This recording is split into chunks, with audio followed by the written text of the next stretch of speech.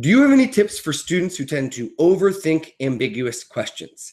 That is a really, really interesting question. And of course, the SAT is a little more famous for ambiguous questions than the ACT, but both of them kind of butter their bread with this stuff, especially on the reading section, right? It's tough to have an ambiguous math question. It's very easy to have an ambiguous reading section, reading question. And basically, the thing that you need to think about here is that there's no way to prove something right, but it's very easy to prove something wrong.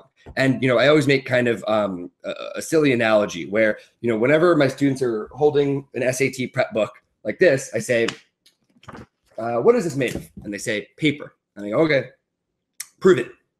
And they're like, well, it bends. Yeah, great. Lots of things bend. Anything else? Well, it tears. Awesome. Lots of things tear. That doesn't prove that it's paper. You could spend all day looking at this thing and it wouldn't prove that it was paper. If it says printed on recycled paper up front, maybe they're lying, right? However, if I prove that it's not a fish, it's a little bit easier. Prove that this is not a fish. It doesn't have gills.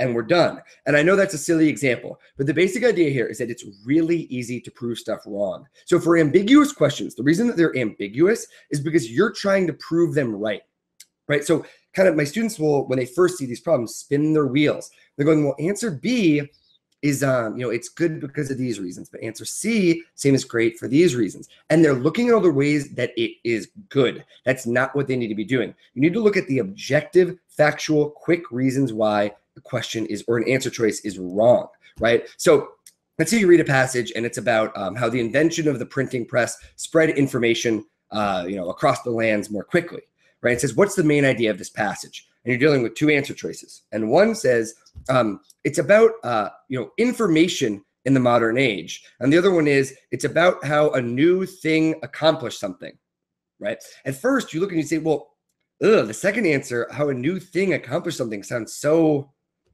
bleh. It doesn't sound like there's any information there. Prove it wrong. You can't do it. What new thing? The printing press. What did it accomplish? It spread information effectively. And that's all there is to it. And you're finished. So if you look at the first one, right, it's about information, right? The spread of information. That's way too general. It's not about the spread of information. It's about the invention of the printing press and how it spread information. So by looking at errors rather than at virtues, you're going to be able to kill answers much more quickly. And suddenly things that seemed ambiguous become very simple. And by the way, this doesn't just work for reading. It also works for grammar. Sometimes my students will be looking at two sentences and they'll say, man, B and C both seem so right to me. And I'll say, well, stop thinking about why they're right. Look at their differences and figure out which one's wrong. And suddenly they look at them and they say, oh my gosh, well, the second one has to be in present tense. It's in past tense. Wrong. That's all there is to it. So the second you start focusing on errors rather than focusing on virtues, that's when ambiguity just sort of starts to melt. And this is something that I kind of obsess over in my online programs. And for any of you who take them, you know that I'm sort of a broken record here. This is all I talk about because it's a really big, kind of cornerstone of the entire strategy.